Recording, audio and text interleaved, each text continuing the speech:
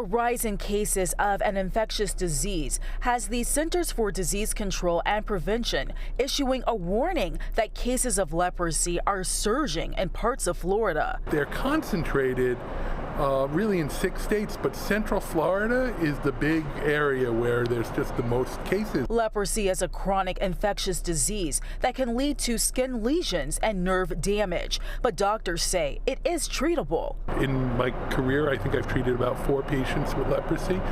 Every one of them had gotten it outside the country. Usually it takes about 2 to 3 years of antibiotics. And one of the main antibiotics that we use is hard to get. So what's behind this uptick in cases in Florida? Medical professionals point to climate change as a leading culprit. This is probably somehow related to, just changes in the climate. As you know, the southern part of the United States is warmer than it's ever been. Florida, even just this year, has had 15 cases already of leprosy that don't seem to be from outside the country.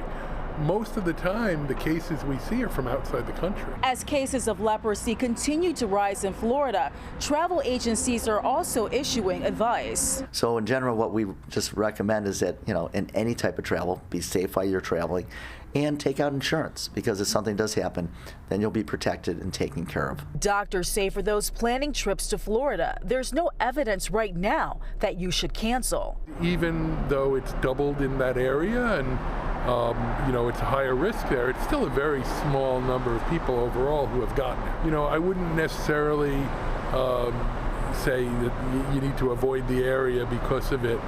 But, if you're immunosuppressed, it's something to keep in mind. And Royal Oak, Ingrid Kelly, Fox 2 News.